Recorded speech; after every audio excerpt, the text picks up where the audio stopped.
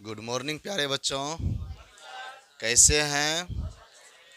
पढ़ाई कैसा चल रहा है? चलिए तो पता है ना आज क्या पढ़ने वाले हैं? क्या पढ़ने वाले हैं? फिजिक्स, है ना? तो इसमें हम पढ़ने वाले हैं सर फिजिक्स में, और पहला चैप्टर क्या पढ़ने वाले हैं? प्रकाश का परावर्तन। तो देखिए, जब अब इसको पढ़ेंगे तो इसमें हम पढ़ेंगे इसको एकदम बिल्कुल बेसिक के साथ। कैसे पढ़ेंगे? पूरी तरह से बेसिक के साथ पढ़ेंगे। अर्थात ये कि जो क्वेश्चन आंसर रहेगा वो रहेगा ही, और अलग से भी दिया जाएगा। समझ गए यहाँ तक में? और जो है, इसको जब आप सब पढ़ना स्टार्ट कर रहे हैं तो इस तरह से पढ़ना है कि हमें सिर्फ बोर्ड एग्जाम में नंबर नहीं लाना है अच्छा खासा, बल्कि हमें ज्ञान भी अच्छा खासा मिले। समझ गए ना? इस तरह से हमको पढ़ना है। किस कैसे पढ़ना है कि हमें सिर्फ नंबर ही नहीं चाहिए, बल्कि हमें ज्ञान भी चाहिए। इस तरह से पढ़ना है सभी को। समझ गए ना? अगर आप सब सिर्फ नंबर चाहते हैं, खाली नंबर मेरा बढ़े, नंबर अच्छा आए, उसी लिए फिजिक्स पढ़ेंगे, फिर बेहतर तैयारी नहीं हो पाएगी। लेकिन अगर आप ये सोच के चलेंगे कि हमें ज्ञान भी हो, ज्ञान भी प्राप्त हो इस चैप्टर से, फिजिक्स से, तो ऐसे में आपका तैयारी भी बहुत अच्छा होगा और ज्ञान भी खूब मिलेगा। समझ गया ना? क्योंकि हमें सिर्फ मैट्रिक का जब ये फिजिक्स पढ़ेंगे तो यहीं तक ये काम नहीं आएगा। आगे आप +1 भी पढ़ेंगे, +2 भी पढ़ेंगे, उसमें भी ये काम आएगा। तो इसीलिए अभी से ही खूब बढ़िया से पढ़ना है। समझ गया तक में? चलिए, तो इसमें हम फिजिक्स में क्या पढ़ेंगे? प्रकाश का परावर्तन। तो फिर पहले, इससे पहले हम जानते फिजिक्स क्या होती है। और फिजिक्स देखिए किस साइंस तो पता है सभी को। साइंस में क्या क्या होती है? इसमें होता है फिजिक्स,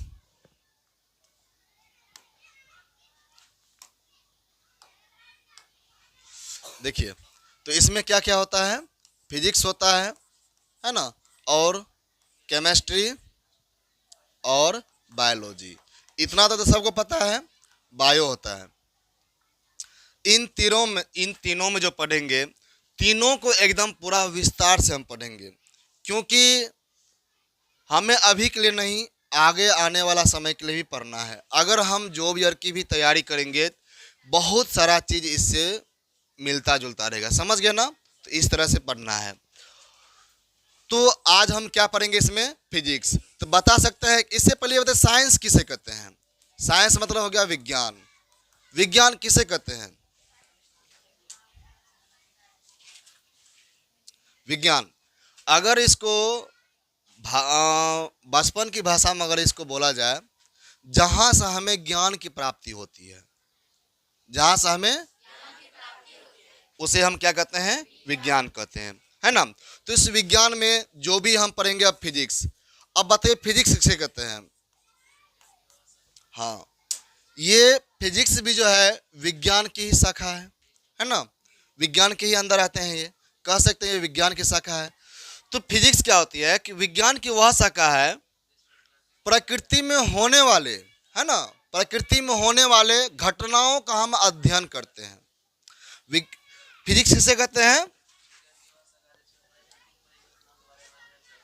प्रकृति में होने वाले घटनाओं का अध्ययन करते हैं। अब जैसे प्रकृति में घटना क्या क्या होती है, जैसे कि बारिश होता है, बादल लगता है, मौसम बदलते रहता है। क्या नहीं बदलता है? मौसम बदलते रहता है, बारिश यार होता है, चंद्र ग्रहण सब भी लगता है, सूर्य ग्रहण सब भी लगता है ना? तो इससे हम ये कह सकते हैं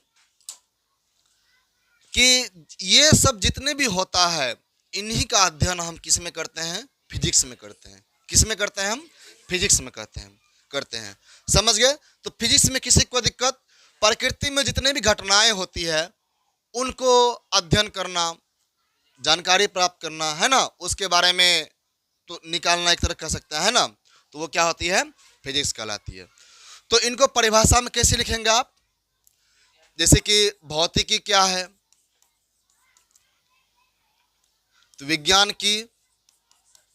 विज्ञान की वह शाखा है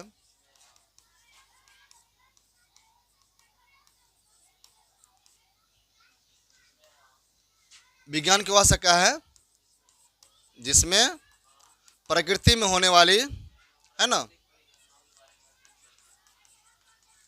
प्रकृति या प्राकृतिक, है ना, प्रकृति या प्राकृतिक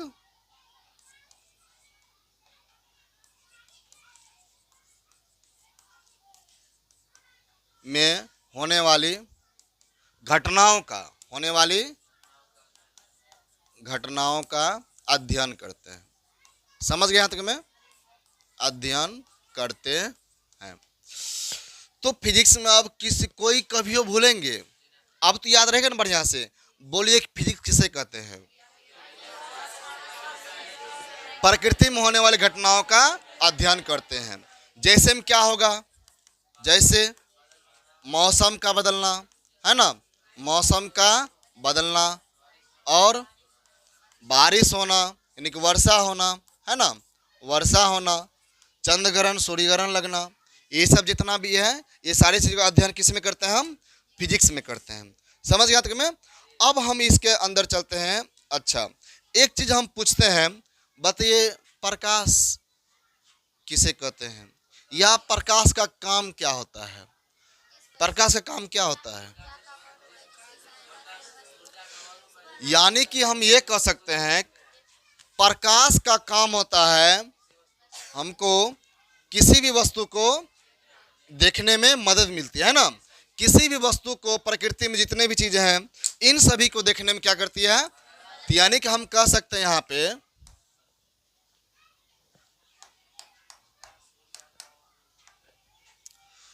तो प्रकाश किसे कहते हैं? प्रकाश ऊर्जा का वह रूप है ना। प्रकाश को हम ऊर्जा करते हैं, है ना। प्रकाश ऊर्जा भी है और इसको हम ये भी प्रकाश एक विद्युत चुंबकीय तरंग भी है। समझ गए ना?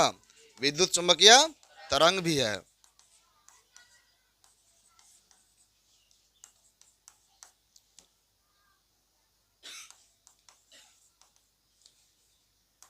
चलिए, तो प्रकाश ऊर्जा का वह रूप है जिससे हम किसी भी वस्तु को देखने में सहायता मिलती है ना। जिससे हमें किसी भी वस्तु को देखने में सहायता मिलती है। अगर जैसे हम बात किया जाए, अभी तो पूरा रोशनी है, हम एक दूसरे को अच्छे से देख पाते हैं। मान लेते यहाँ रात हो गया और बल्ब बार दिए तो सब कुछ दिखेगा, लेकिन अगर बल्ब को हम बुता देंगे फिर क्या होगा? क्या वस्तु कुछ भी दिखेगा? तो इससे हम क्या समझे कि प्रकाश रहेगा तभी हम किसी भी चीज को, किसी भी वस्तु को देख सकते हैं। बिना प्रकाश का हम किसी भी वस्तु को नहीं देख सकते हैं, है ना।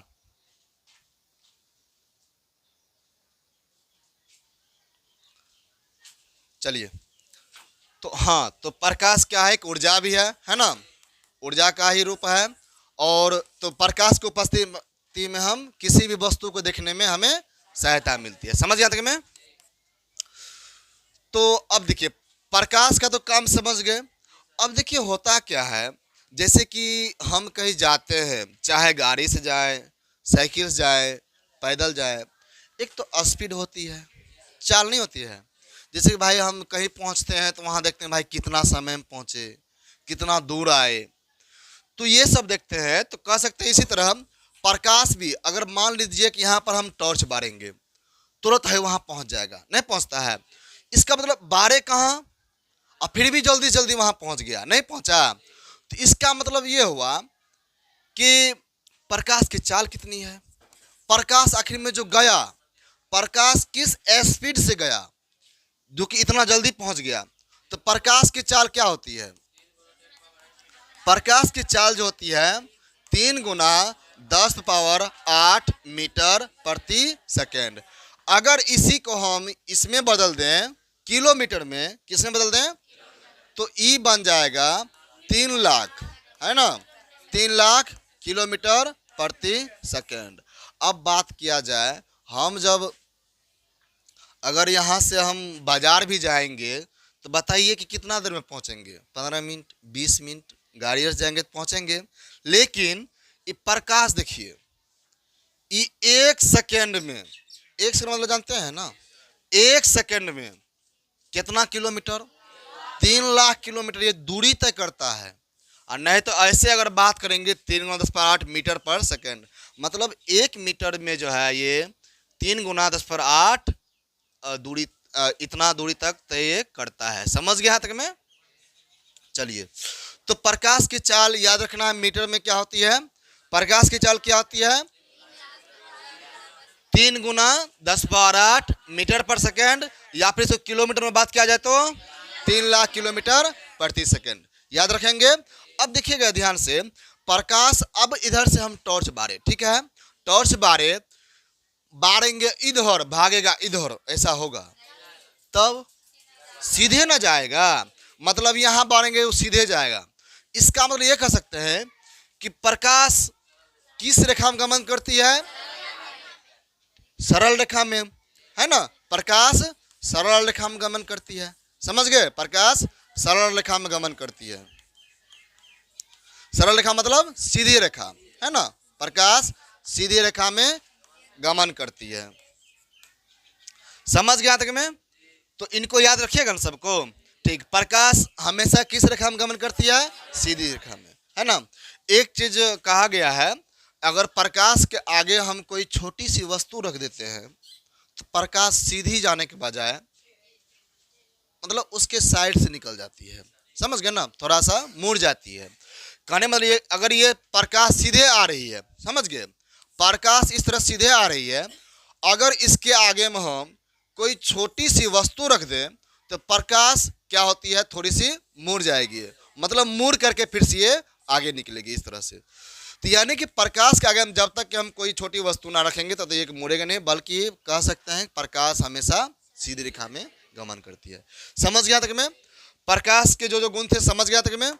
अब आगे चलें। अच्छा, इसमें देखिए, इस चैप्टर में जो हम पढ़ेंगे, इस चैप्टर में जो हम पढ़ेंगे, क्या क्या पढ़ने वाले हैं? प्रकाश के बारे में पढ़ लिए, है ना। प्रकाश के परावर्तन पढ़ेंगे, है ना। दर्पण के बारे में पढ़ेंगे। किसके बारे में पढ़ेंगे? दर्पण के बारे में। दर्पण के बारे में जो पढ़ेंगे, जैसे कि दर्पण कितने प्रकार के होते हैं? दर्पण 3 प्रकार के, है ना। एक होता है समतल दर्पण, है ना, समतल दर्पण, गोलीय दर्पण, क्या होती है? और गोलीय दर्पण। अब एक और होती है परवलय दर्पण। क्या होती है? परवलय दर्पण। सुनिए, जिसमें कि अभी जो आप सब बोले कि अवतल दर्पण, उत्तल दर्पण, वो आपका जो है ये गोलीय दर्पण का भाग है। किसका भाग है? गोलीय दर्पण का। दर्पण 3 तरह का हो गया, समतल दर्पण, गोलीय दर्पण, परवलय दर्पण। अब गोलीय दर्पण के 2 भाग है ना, उत्तल दर्पण। तो उत्तल दर्पण, अवतल दर्पण किस दर्पण का भाग है? गोलीय दर्पण का। समझ गया तक में? तो गोलीय दर्पण कितने प्रकार के होते हैं? कौन कौन? बहुत बढ़िया, उत्तल दर्पण और अवतल दर्पण। समझ गया तक में? दर्पण के बारे में पढ़ेंगे, और इसमें हम पढ़ेंगे जैसे कि किरण किसे कहते हैं, किरण पुंज किसे कहते हैं, है ना, प्रकाश स्रोत किसे कहते हैं। प्रकाश के बारे में तो पढ़ लिए ना, अब प्रकाश स्रोत क्या होती है इसके बारे में पढ़ेंगे। और ऐसे बहुत सारे चीज़ है, ध्रुव, फोकस, है ना, ध्रुव, फोकस, कुछ प्रकाश गमन के आधार पर कितने पदार्थ कितने प्रकार के होते हैं, है ना, जैसे अपारदर्शी पदार्थ, पारदर्शी पदार्थ, पारभासी पदार्थ। तो ये सब हम इसमें पढ़ेंगे। समझ गए ना? अब चलिए यहां से तो कुछ इसके बारे में बता दिए, अब स्टार्ट करते हैं, ध्यान दीजिएगा। तो सबसे पहला है इसमें, देखिए, तो इसमें है, इनको समझ गए सभी को, भौतिक यानी फिजिक्स किसे कहते हैं? विज्ञान की वह शाखा जिसके अंतर्गत प्रकृति अथवा प्राकृतिक घटनाओं का अध्ययन किया जाता है, उसे हम क्या कहते हैं? भौतिक विज्ञान कहते हैं, मतलब फिजिक्स कहते हैं। समझ गए ना? तो इनको समझा दिए हैं सभी को अच्छे से। आगे ध्यान दीजिए, जैसे में क्या हो गया, मौसम का बदलना, बादलों का लगना, चंद्रग्रहण, सूर्यग्रहण लगना, है ना, इस तरह से वर्षा होना, और सब इसमें लिख सकते हैं, कोई दिक्कत नहीं है। वर्षा होना, वर्षा होना, इस तरह समझ, कोई दिक्कत नहीं यहाँ तक में। देखिए अब अगला चलते हैं। फिजिक्स शब्द की उत्पत्ति कहाँ से हुई है? एक ग्रीक भाषा से हुई है, जो कि ये फ्यूसिस से हुई है, जिसका अर्थ क्या होता है? प्रकृति, है ना। इसके जनक मतलब फिजिक्स के जनक किसको किसको कहा गया है? देखिए यहाँ पर अगर कहा जाए तो तीन, न्यूटन, गैलीलियो और अल्बर्ट आइंस्टीन, इन तीनों को किसका जनक कहा गया है? मतलब जनक अर्थात जन्मदाता, है ना, कह सकते हैं। तो फिजिक्स की जन्मदाता किसे कहा गया है? न्यूटन, गैलीलियो और अल्बर्ट आइंस्टीन। याद रखिएगा, आपका ऑप्शन में इसी तरह से पूछ सकता है, तीनों में से अगर कोई हो जाए तो यहाँ पर ये ना देखिएगा कि हिचकिचाना है, मार देना है, समझ आता मैं। लेकिन याद रखना है, हमें तो एग्जाम के लिए नहीं बल्कि ऐसे भी याद रख सकते हैं ना इसको, कि फिजिक्स जन्मदाता कौन कौन है? न्यूटन को भी कहते हैं, गैलीलियो को भी कहते हैं, अल्बर्ट आइंस्टीन को भी कहते हैं। समझ गए ना? आगे ध्यान दीजिएगा। तो प्रकाश के भी बारे में पढ़ लिए हैं। प्रकाश किसे कहते हैं? प्रकाश ऊर्जा का वह रूप है जिसकी सहायता से हम वस्तुओं को आसानी से देखते हैं। तो प्रकाश क्या होती है? प्रकाश ऊर्जा का वह रूप है जिसकी सहायता से हम वस्तुओं को आसानी से देखते हैं। तो प्रकाश हमेशा सीधी रेखा में गमन करती है।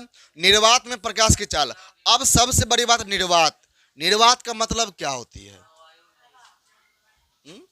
अच्छा, हवा का मतलब तो जानते हैं सभी को। अगर बात किया जाए, ये जो कमरा है, ये जो रूम है, क्या इस रूम में हवा है? हवा है।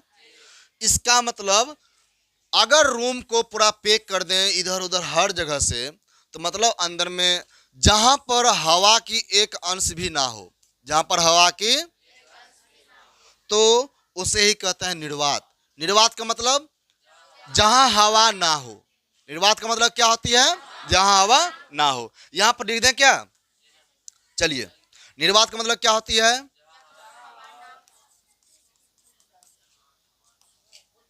जहां हवा ना हो। जहां हवा नहीं हो उसको कहते हैं निर्वात। मतलब ये निर्वात में प्रकाश की चाल जो होती है 3 गुना 10⁸ मीटर प्रति सेकेंड, है ना। प्रकाश निर्वात में क्या होती है? निर्वात में प्रकाश की चाल जो होती है 3 गुना 10⁸ मीटर प्रति सेकेंड होती है। समझ गया तक में? और प्रकाश का एक विद्युतीय चुंबकीय तरंग है। तो इतना और याद रखना है। अब देखिए, अगर ये जो है, अभी तो हम निर्वात में जानते हैं प्रकाश की चाल कितनी होती है। आपको एग्जाम में पूछेगा कि निर्वात में प्रकाश की चाल क्या होती है, क्या बताएंगे? 3 गुना 10⁸ मीटर प्रति सेकेंड। समझ गया था मैं? 3 गुना 10⁸ मीटर प्रति सेकेंड, है ना। या फिर इसको हम ये कह सकते हैं, या हम कह सकते हैं 3 लाख किलोमीटर, ऐसे लिख दीजिए, 3 लाख किलोमीटर प्रति सेकेंड। कोई दिक्कत? जहां तक में दो तरह से बोल सकते हैं। अच्छा, जब निर्वात में मतलब जहां की हवा नहीं है वहां की प्रकाश की चाल क्या होगी? 3 गुना 10⁸ मीटर पर सेकेंड।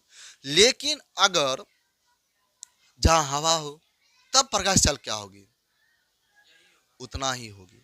लेकिन अगर दोनों में कंपेयर किया जाए, सबसे ज्यादा स्पीड किस में होगी प्रकाश? निर्वात में या हवा में? निर्वात में। अगर दोनों में स्पीड अगर कहा जाए, क्या दोनों में स्पीड बराबर होगी? नहीं, दोनों में देखिए हल्का सा का फर्क, ज्यादा नहीं है। कहा तो गया है कि भाई हवा में प्रकाश की चाल 3 गुना 10⁸ मीटर पर सेकेंड हवा में भी होती है।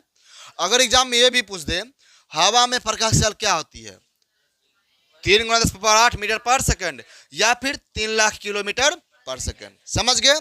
लेकिन निर्वात में पूछे तो यही। लेकिन अगर ये कहा जाए निर्वात में और हवा में प्रकाश की चाल क्या समान होती है, क्या बोलेंगे? नहीं, कुछ फर्क होती है। समझ गए ना?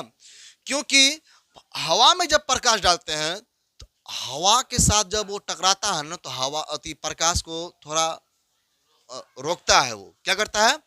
लेकिन जहां पूरा खाली हो, तब जहां पूरा खाली रहेगा तो कुछ तो फर्क दिखेगा। तो याद रखना है, निर्वात और हवा में प्रकाश की चाल ज्यादा डिफरेंट नहीं है। लेकिन हम ये कह सकते हैं निर्वात में जो प्रकाश की चाल है वो हवा से कुछ अधिक होती है।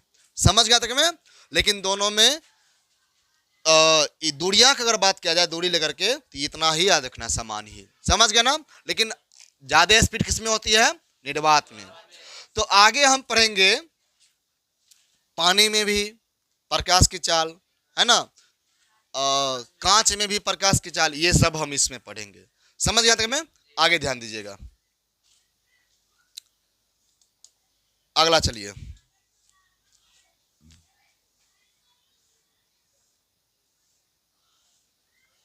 अब देखिएगा प्रकाश स्रोत किसे कहते हैं। प्रकाश स्रोत किसे कहते हैं? बोलिए। देखिए, जैसे अगर बात किया जाए, इनकम जानते हैं? अगर ये पूछ इनकम का स्रोत क्या है, देखिए होता क्या है कि हम जहां काम करते हैं उस काम के वजह से हमको क्या मिला? पैसा मिला। तो यानी कि पैसा कैसे आया? काम किए तब ना आया पैसा। इसका मतलब ये हुआ कि वो इनकम का स्रोत हो गया, है ना? इनकम का क्या हो गया? वो स्रोत। उसी तरह ये हुआ कि प्रकाश स्रोत किसे कहते हैं? जिस वस्तु से, है ना, जिस वस्तु से प्रकाश निकलती है या वस्तु को प्रकाश स्रोत, अच्छा हाँ, उस वस्तु को, ठीक है, इनको याद रखिएगा। जिस वस्तु से प्रकाश निकलती है उस वस्तु को क्या कहते हैं? प्रकाश स्रोत कहते हैं। मतलब जहां से प्रकाश निकलती है उसको ही क्या कहते हैं? जैसे में अभी दिन में प्रकाश कौन दे रहे हैं? सूर्य दे रहे हैं। अगर सूर्य अगर पूरा अभी झपा जाए अच्छे से तो क्या हो जाएगा? अंधेरा हो जाएगा। क्या हो जाएगा?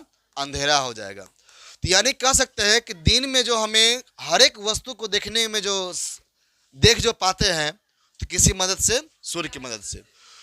तो जो कि क्या सूर्य एक ही गांव में या एक ही शहर में प्रकाश देती है? तब हर जगह पूरे संसार में, है ना, पूरा विश्व में ये प्रकाश देती है। कौन? सूर्य। तो इसका मतलब, अच्छा बल्ब का बात करेंगे तो, अच्छा बल्ब क्या प्रकाश स्रोत नहीं कहलाएगा? कहलाएगा। और यहाँ पर बल्ब है तब अच्छे से देख पा रहे हैं। बल्ब को बुता देंगे तो उतना वस्तु जैसे अभी क्लियर दिख रहा है अभी नहीं दिखेगा। अब पूरे बंद कर दें तो कुछ नहीं दिखेगा।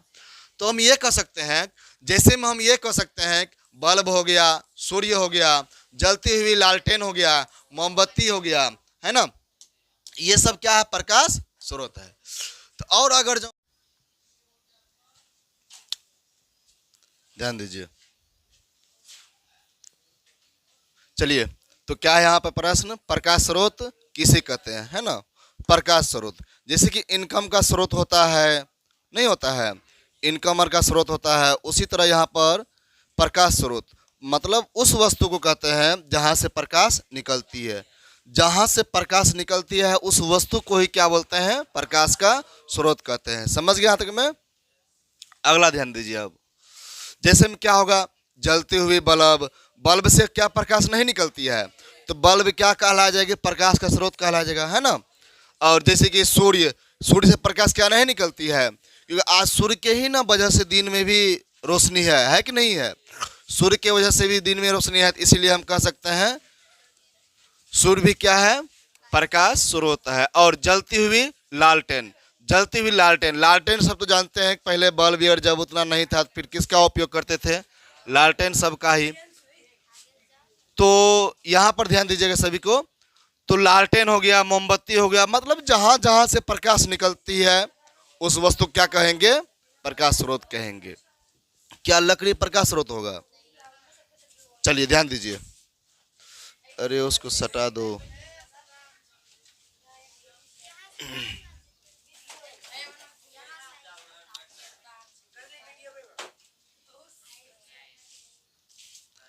ध्यान देना है।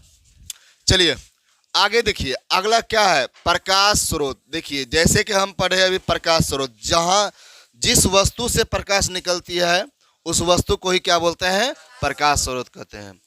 अब प्रकाश स्रोत दो प्रकार के होते हैं। कितने होते हैं? एक तो प्राकृतिक, मतलब जो प्रकृति में प्रकृति का देना है जो पहले से ही है ना, और एक है हमारा कौन सा? मानव निर्मित। समझ गया तक में? तो प्रकृति मतलब जैसे में हो गया सूर्य, तारे, जुगनू, ये प्राकृतिक स्रोत कहलाएंगे। और मानव निर्मित स्रोत, ये जैसे दिया हो गया, बल्ब हो गया, मोमबत्ती, ये सब मानव ने बनाया है, इसीलिए इसे कौन सा स्रोत बोलेंगे? मानव निर्मित स्रोत बोलेंगे। समझ गया तक में? किसी को कोई दिक्कत? आगे ध्यान दीजिए।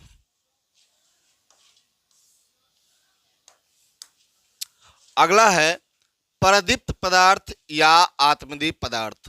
प्रदीप्त पदार्थ या प्रदीप्त पदार्थ कहें या आत्मदीप पदार्थ कहें, दोनों एक ही है। समझ गए?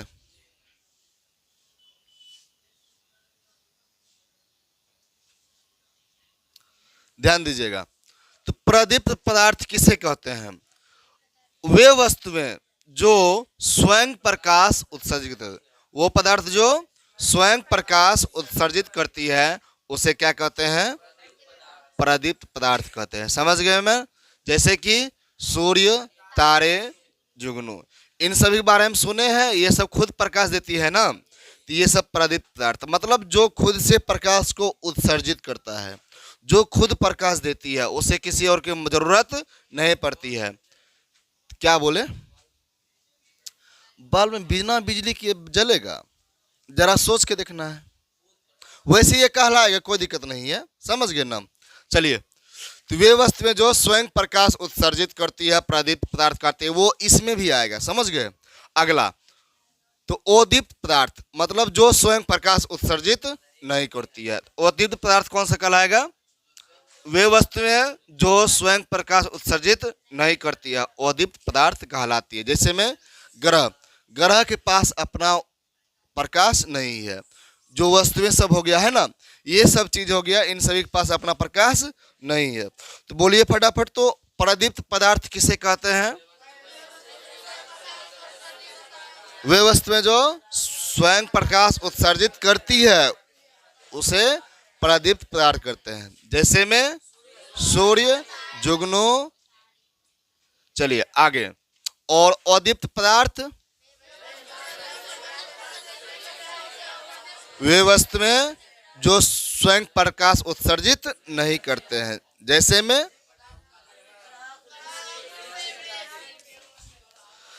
ग्रह हो गया, कुर्सी हो गया, ये सब जो वस्तुएं हैं ये सब प्रकाश उत्सर्जित नहीं करते हैं। समझ गया तक में? आगे, प्रकाश की किरण किसे कहते हैं? क्या है? प्रकाश की किरण किसे कहते हैं? एक सरल रेखा पर चलने वाली प्रकाश को प्रकाश की किरण कहते हैं। मतलब जो सीधी रेखा में चलती है प्रकाश, उसी को हम प्रकाश की किरण बोलते हैं। समझ गए ना? जैसे कि यहाँ पर बल्ब जल रहा है, बल्ब से प्रकाश निकल रहा है, इस रास्ते से चारों बगल फैला हुआ है, तो जिस रास्ते से प्रकाश आ रही है वो क्या कहला गया? किरण कहला गया। तो प्रकाश किरण के, अब देखिए किरण पुंज, प्रकाश का किरण पुंज क्या है? तो प्रकाश की किरणों के समूह को किरण पुंज कहते हैं। प्रकाश के किरणों के समूह को किरण पुंज कहते हैं। जैसे में अगर बात किया जाए, ढेरों सारा किरण निकल रहा है ना, ढेरों सारा प्रकाश निकल रही है, तो सभी जितने भी किरण निकल रही है, पूरे किरण यहाँ पर तो ढेर सारा किरण हो गया, तो किरण के समूह को ही क्या बोल देंगे हम? तो मतलब ढेरों सारा किरण है, ढेरों सारा किरण है।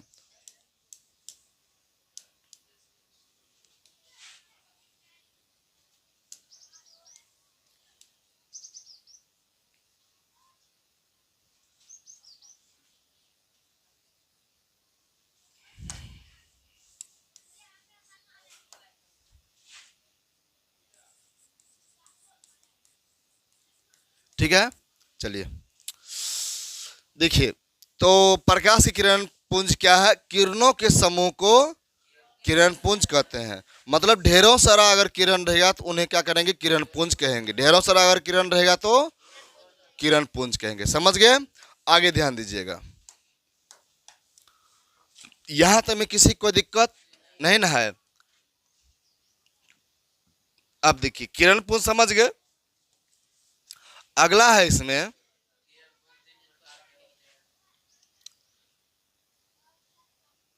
किरण पुंज कितने प्रकार के होते हैं? 3 प्रकार के। किरण पुंज कितने प्रकार के होते हैं? 3 प्रकार। कौन कौन? अपसारी किरण पुंज और अपसारी किरण पुंज, समांतर किरण पुंज और अभिसारी किरण पुंज। अब यहाँ पर यह कहा जाए कि अपसारी किरण पुंज किसे कहते हैं। अच्छा जल्दी जल्दी बोलिए, किरण पुंज कितने प्रकार के होते हैं? 3 प्रकार के। कौन कौन? अपसारी किरण पुंज, समांतर किरण पुंज और अभिसारी किरण पुंज।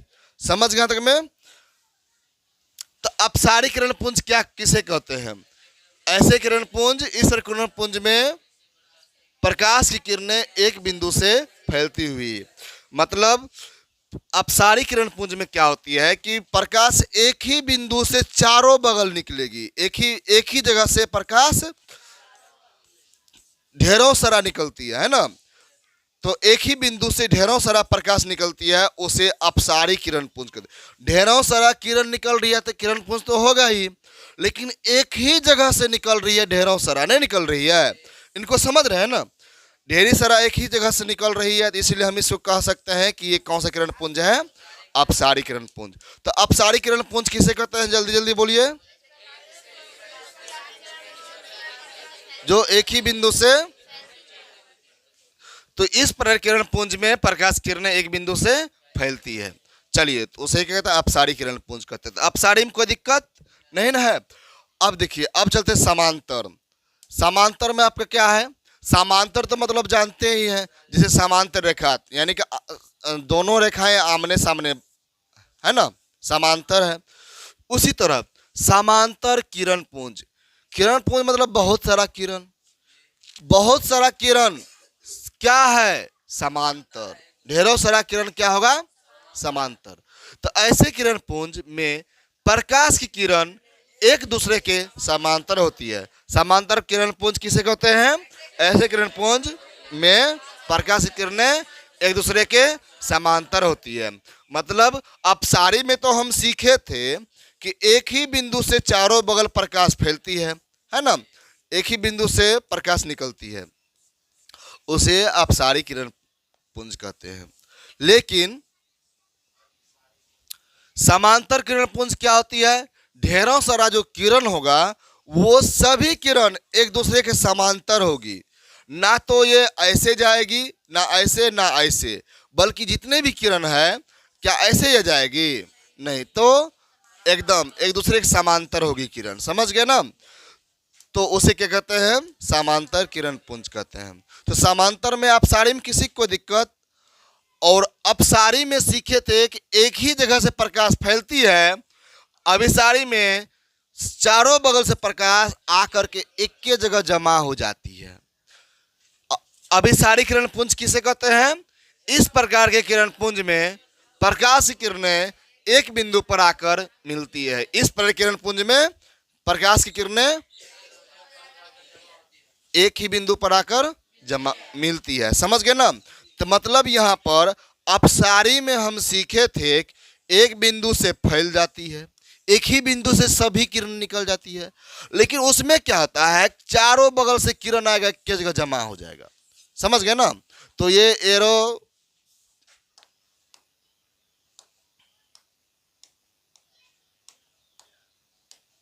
ध्यान दीजिए। तो अब हो गया। तो इसका मतलब ये हुआ कि उधर से किरण आ रही है, सभी किरण कहाँ पर जमा हो रहा है, तो उसे कौन सा किरण पुंज कहते हैं? अभिसारी किरण पुंज। तो याद नहीं हो गया? चलिए, तो ये सब कोनो बड़ी बात नहीं है। समझ गए? ध्यान दीजिए। तो अभिसारी किरण पुंज, अब तीनों एक बार दोहरा लेते हैं। जल्दी जल्दी बोलिए। तो अपसारी किरण पुंज किसे कहते हैं?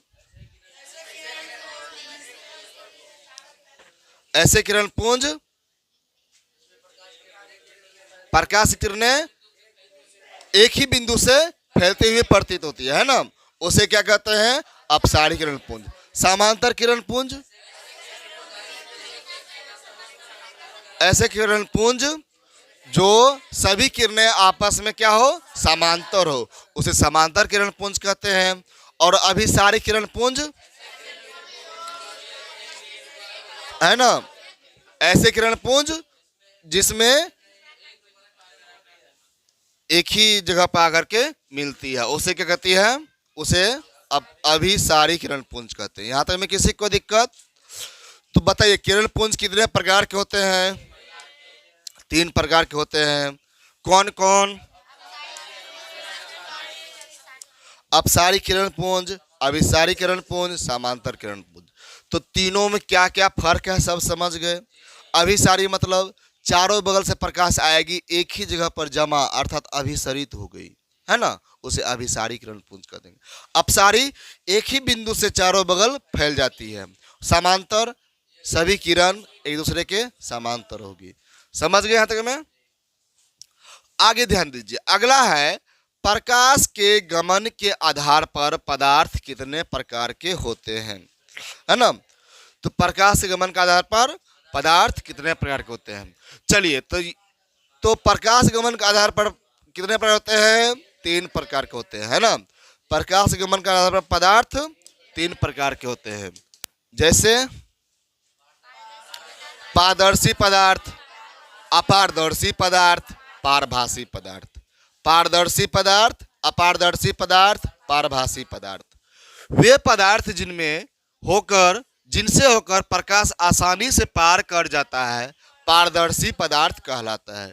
वे पदार्थ जिनसे होकर प्रकाश आसानी से आर पार कर जाता है, उसे पारदर्शी पदार्थ कहते हैं। मतलब ये देखिए ध्यान से,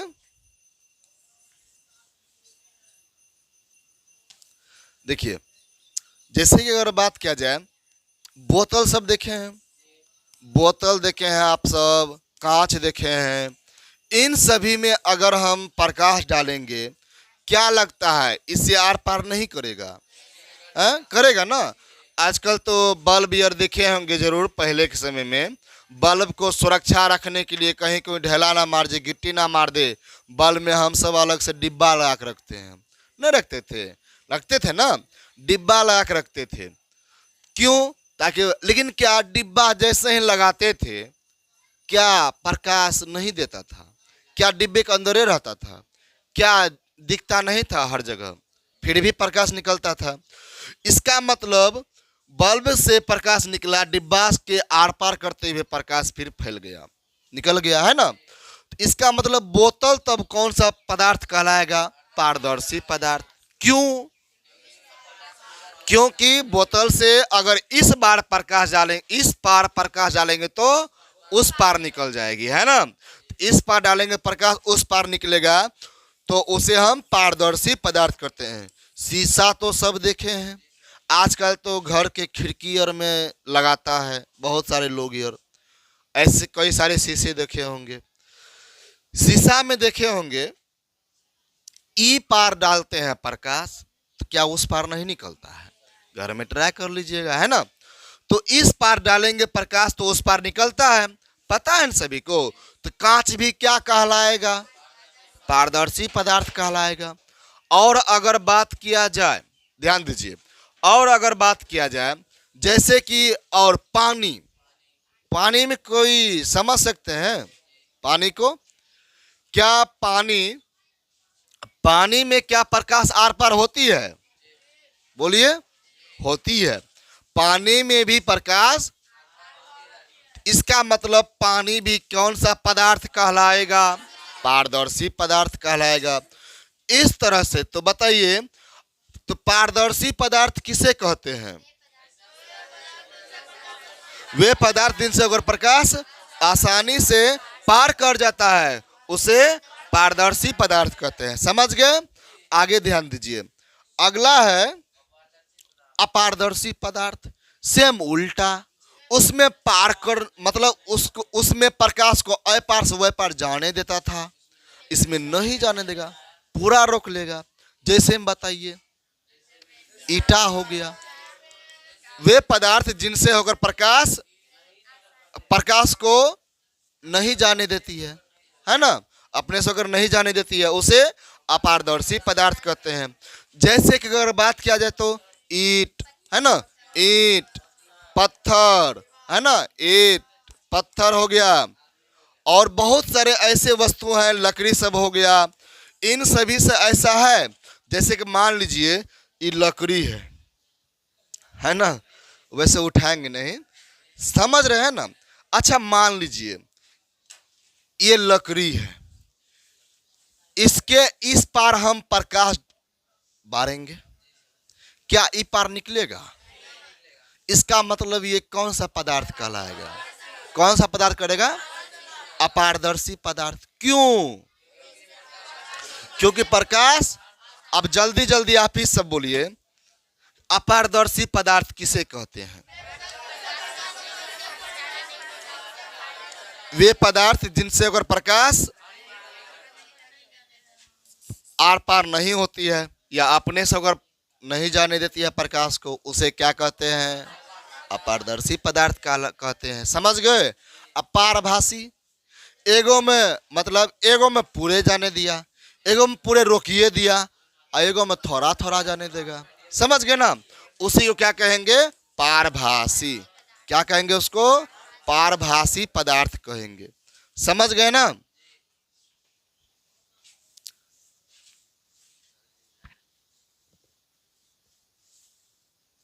चला गया। देखिए, तो पारभासी पदार्थ किसे कहते हैं? वे पदार्थ, ऐसा पदार्थ जिनसे होकर प्रकाश अंशतः पार कर जाती है ना? जैसे में घिसा हुआ कांच, वैसे अगर सुंदर सा कांच रहेगा, मतलब नयका नयका कांच रहेगा, तो उससे तो आसानी से पार होगा, है ना? लेकिन उसको घिस देंगे तो क्या होगा? क्या होगा तब? तो क्या वैसा निकलेगा जैसा पहले निकल रहा था? नहीं। तो हम घिसा हुआ कांच कह सकते हैं, है ना? घिसा हुआ कांच, घिसा हुआ कांच, और तेल लगा हुआ कागज, है ना? कागज में अगर तेल लगा देंगे तो प्रकाश तो पार होगा, लेकिन थोड़ा थोड़ा, है ना? तेल लगा हुआ कागज और बैलून का रबर सब हो गया, है ना? इस तरह से। तो ये सब ऐसे पदार्थ हैं। तो तीनों पदार्थ समझ गए बढ़िया से, कोई दिक्कत तो रहा नहीं रहा। तो एक बार पढ़ लेते हैं। प्रकाश गमन का कितने प्रकार होते हैं? 3 प्रकार। कौन कौन? पारदर्शी पदार्थ, अपारदर्शी पदार्थ, पारभासी पदार्थ। वे पदार्थ जिनसे अगर प्रकाश आसानी से पार कर जाता है, उसे पारदर्शी पदार्थ कहलाता है। जैसे में कांच, पानी, हवा, सबको समझा दिए हैं बढ़िया से। क्या हवा? हवा भी होगा। कैसे होगा? क्योंकि हर जगह हवा है। सूर्य से भी प्रकाश आ रही है, इसका मतलब वो हवा के द्वारा ही आ रही है, हवा से टकराते हुए आ रही है। समझ गए यहाँ तक में?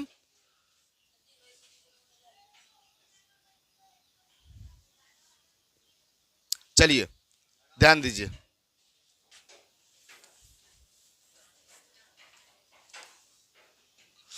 देखिए, तो अपारदर्शी पदार्थ, वे पदार्थ जो प्रकाश को अपनों से होकर नहीं जाने देते हैं, अपारदर्शी पदार्थ कहलाता है। जैसे में लकड़ी, लोहा, पत्थर, ईंट। पता है ना क्यों ये अपारदर्शी पदार्थ कहलाएगा? बता दिया है सभी को। अगला, पारभासी पदार्थ, वे पदार्थ जो उन पर पड़ने वाले प्रकाश को अंशतः अपनों में से होकर जाने देते हैं, पारभासी पदार्थ कहलाती है। जैसे में घिसा हुआ कांच, तेल लगा हुआ कागज, बैलून का रबर, रबर होगा, खबर लिखा गया है।